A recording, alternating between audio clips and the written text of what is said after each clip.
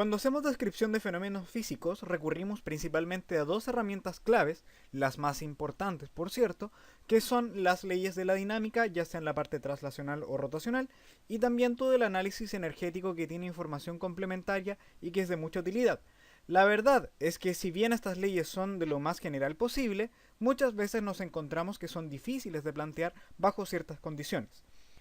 En esta serie de videos mostraremos que la dinámica de un sistema puede describirse de forma teórica usando lo bien conocido como principio variacional, uno de los elementos principales en la formulación de la física clásica. Mi nombre es Fabricio y esto es FabroFis. Hola amigos, como comentamos al comienzo del video, hoy mencionaremos lo que se conoce como el principio variacional, principio que nos ayudará más adelante a plantear las ecuaciones de movimiento que describen un sistema desde lo que se conoce como coordenadas generalizadas. Por ahora, nos quedaremos en la matemática y veremos en qué consiste esto. El cálculo de variaciones nace de ideas como qué curva es la que se describe al maximizar o minimizar cierta condición, como por ejemplo podría ser, dados dos puntos en el plano, cuál es la curva que minimiza la distancia entre ellos. Para darnos una idea, sabemos que la distancia infinitesimal entre dos puntos del plano está dada por ds cuadrado igual a dx cuadrado más dy cuadrado, esto pensando en la idea de Pitágoras, y que la distancia total s será la suma de estas pequeñas distancias infinitesimales, como lo vemos en esta expresión. Si vemos esto en el esquema, podemos notar que existen infinitas curvas que unen a estos puntos, de modo que en primera instancia es complejo saber cuál de ellas es la que minimiza a la distancia, viendo así que necesitamos desarrollar un mecanismo que nos permita encontrarla. En particular, sabemos que si hay una dependencia geométrica entre las variables x e y, este elemento de línea puede escribirse como ds cuadrado igual a 1 más y' al cuadrado por dx cuadrado, en donde y' es la derivada de y con respecto a x, haciendo que la distancia en términos de las variables x e y en realidad, es s igual a la integral que va desde el punto xa hasta xb de 1 más y' al cuadrado por dx, en donde la expresión que vemos acá es un ejemplo de lo que se conoce como funcional. Más formalmente, consideremos un intervalo cerrado que va desde x1 a x2 y sea y una función diferenciable en este mismo intervalo. Supongamos que existe una relación conocida entre estas variables de la forma phi, que la vamos a llamar, que va a depender de una función que depende de x, también de su derivada y por supuesto de los valores que pueda tomar x en este intervalo. Entonces esta función va a tomar distintos valores dependiendo de cuál sea la función y su respectiva derivada en el intervalo. Esta función phi es llamada funcional y asumiremos que mantiene la dependencia entre las distintas variables en nuestro desarrollo. Con la definición de la funcional vamos al problema básico de variaciones y es el siguiente. La pregunta que queremos responder es ¿cuál es la función y que hace que la siguiente expresión definida como la integral de la funcional entre x1 y x2 sea extremo, ya sea máximo o mínimo? Volviendo al caso mencionado previamente, nos encontramos con que la distancia en realidad es la integral de una funcional en donde podemos identificar esta funcional como 1 más y' al cuadrado, todo eso bajo la raíz cuadrada. Para resolver este problema en general, consideremos dos trayectorias infinitesimalmente cerca y que tienen exactamente los mismos puntos de inicio y término.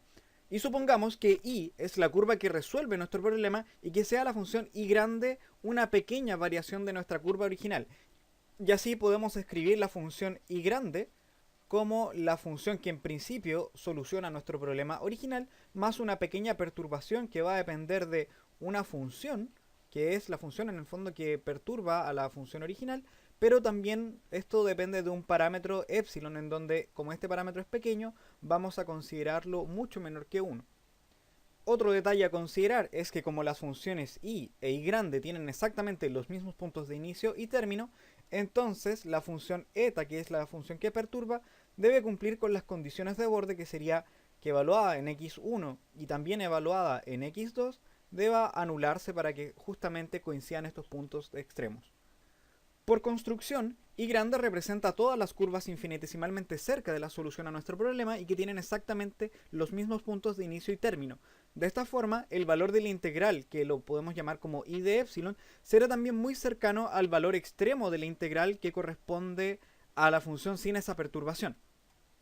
Con esta idea en mente, ahora podemos ver qué expresión toma esta integral en términos de esta función con la pequeña perturbación, en donde recordamos que esta está definida en términos de la función que hace de solución a la integral, ya sea máxima o mínima, más esta perturbación, y en donde esta función toma los valores 0 en los extremos.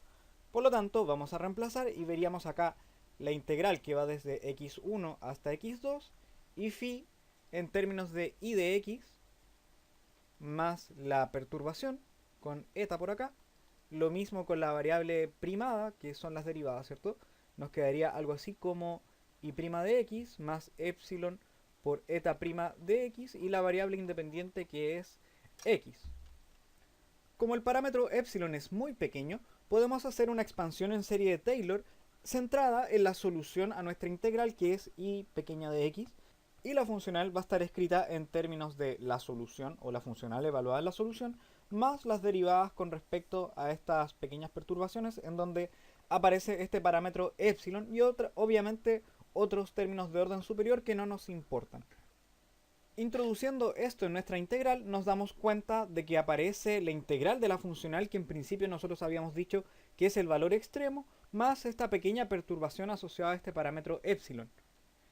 Esta expresión la verdad nos es bastante útil porque lo que nosotros queremos es que el valor de la integral sea extrema cuando epsilon sea 0, y eso es equivalente a decir que la derivada de la integral con respecto a este parámetro en epsilon sea 0,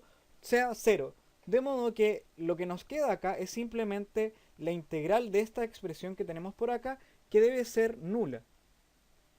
Otro detalle a considerar es que la función eta es una función arbitraria que cumple con la condición que es nula en los extremos de nuestro intervalo, de modo que lo que debe ser nulo en realidad no puede depender de eta por esta arbitrariedad. Entonces debemos tratar de arreglar esto para encontrar la relación en términos de i y prima para que efectivamente esto se anule sin depender de eta.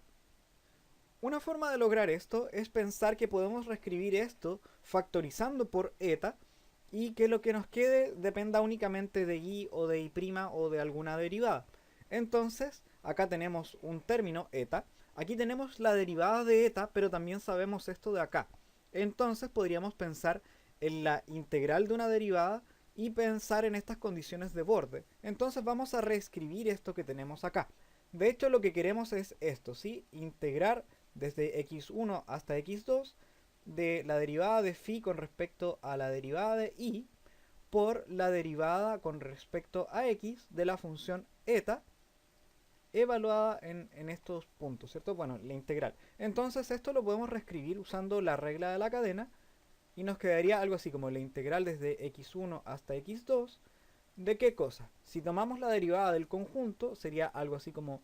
de a de x de phi a de i' por eta de x, eso menos la derivada con respecto a x de phi con respecto a i' y nos queda eta sin derivar. Todo esto lo integramos, por supuesto, con respecto a x. Aquí tenemos eta, que se parece a lo que tenemos acá, y acá tenemos la integral de una derivada. O sea, si nosotros analizamos este término de acá exclusivamente, que sería esto de acá, nos quedaría que la integral desde x1 hasta x2 de dA de x de lo que tenemos ahí dentro del paréntesis sería de i' por eta de x integrado en x, es simplemente esta función evaluada en los extremos y nos va a quedar algo así, de a de i' por eta en x evaluada en x1 y en x2. Pero aquí nos acordamos de que esta función eta en los extremos vale 0 por la condición de borde que nosotros habíamos impuesto, de modo que este término es directamente 0 y por lo tanto lo que nos queda acá es que la integral desde x1 hasta x2 de lo que tenemos por acá, de a de i' por eta', lo voy a poner así, eta' de x integrado en este intervalo, es simplemente menos la integral entre x1 y x2 de d a de x por la derivada de phi con respecto a i' por la función eta por dx. Poniendo esto de vuelta en nuestra expresión, encontramos que esto lo podemos factorizar por eta, que era nuestro objetivo original, Y entonces nos queda algo así como de phi a de i menos la derivada con respecto a x de phi con respecto a i' por eta de x integrado en dx debe ser 0. Y por lo tanto, si eta es arbitrario, la única opción para que esto sea nulo es imponer que lo que tenemos dentro de este paréntesis sea 0. Y de esta forma, la curva que optimiza o que extremiza la integral planteada originalmente debe cumplir con esta relación diferencial que es de phi a de i menos la derivada con respecto a x de phi con respecto a la derivada i', ecuación que debe anularse, y esto es lo que se conoce como la ecuación de Euler-Lagrange, que es la ecuación que debe satisfacer la curva i para que la integral de la funcional sea extrema en el intervalo definido.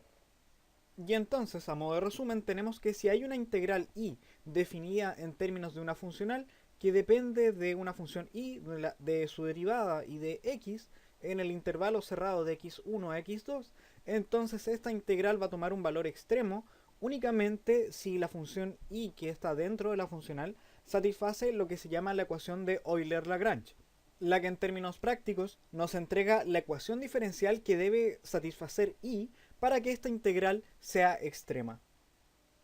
Por último, tratemos de responder la pregunta original, que es ¿cuál es la curva de menor longitud que va desde el punto xa, ia hasta xb, ib? Hace un rato ya habíamos encontrado la funcional que describe esta situación, que es 1 más i' al cuadrado elevado a un medio, y tenemos también la ecuación de Euler-Lagrange, que es la ecuación que debe satisfacer i para que esta longitud sea extrema, en este caso queremos que sea mínima. Entonces simplemente vamos a reemplazar esta funcional aquí y vamos a ver la ecuación diferencial que nos entrega. Si hacemos la derivada de phi con respecto a i, acá tenemos que recordar que estas derivadas parciales son de funciones explícitas que están acá, o de variables explícitas. Y en este caso, esta funcional no depende explícitamente de i, por lo tanto, esto es un 0. También tenemos la derivada de phi con respecto a i', que en este caso sí está, ¿cierto? Acá tenemos i' al cuadrado, entonces hacemos esta derivada, nos quedaría acá un medio por esto que tenemos acá, 1 más i' al cuadrado elevado a menos un medio, que lo vamos a dejar acá abajo, por la derivada del argumento que sería 2i'. Y esto que tenemos acá, entonces, es simplemente 1 más i' al cuadrado elevado a un medio, y arriba tendríamos un i'. Pero esto es esta parte, y ahora hay que derivarlo con respecto a x. Y nos va a quedar algo así como la derivada con respecto a x de esto que tenemos aquí, 1 más i' al cuadrado elevado a un medio. Aquí arriba tenemos i', y por lo tanto, usando la regla de la derivada, aquí vamos a encontrar i segunda, que sería la derivada del término de arriba, por el otro término sin derivar. La derivada del otro término nos queda i' por... acá nos queda un medio, 1 más i' al cuadrado elevado a 3 medios por la derivada del argumento de este término, que de nuevo nos aparece un 2i', y por lo que nos queda la derivada de i' con respecto a x, que nos queda un i segunda. A la larga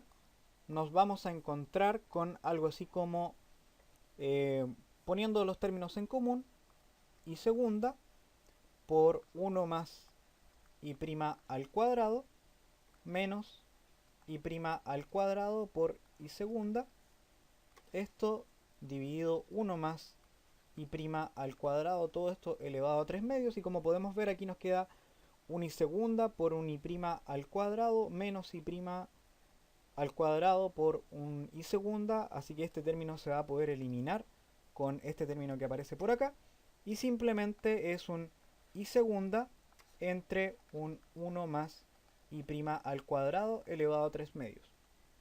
Y entonces, poniendo esto de vuelta en la ecuación de Euler-Lagrange, tenemos que este término era un 0 directamente, menos la derivada que ya la calculamos, nos dio en el denominador 1 más i' al cuadrado elevado a 3 medios, en el numerador nos quedó un i segunda, y entonces vemos que la ecuación diferencial que tiene que responder la función i para que la distancia sea extrema, en este caso mínima, es simplemente y segunda igual a 0, ecuación diferencial a la que si le agregamos las condiciones de borde, que en xa el valor sea ia, en xb igual a ib, que es lo que habíamos puesto en principio, nos da que la solución es una línea recta, la que explícitamente toma la forma que vemos acá. Y bueno amigos, dejaremos el video hasta este punto y te comento que próximamente veremos cómo formular las ecuaciones de Euler-Lagrange al imponer condiciones adicionales, además de su conexión en la formulación de la mecánica a través del concepto de lagrangiano. Si esto te fue útil, no olvides darle like a nuestro video y suscribirte a nuestro canal para estar atento al nuevo material que seguiremos subiendo, y si tienes consultas, no dudes en escribirnos para poder ayudarte. Lo dejamos hasta aquí, cuídense y nos estamos viendo.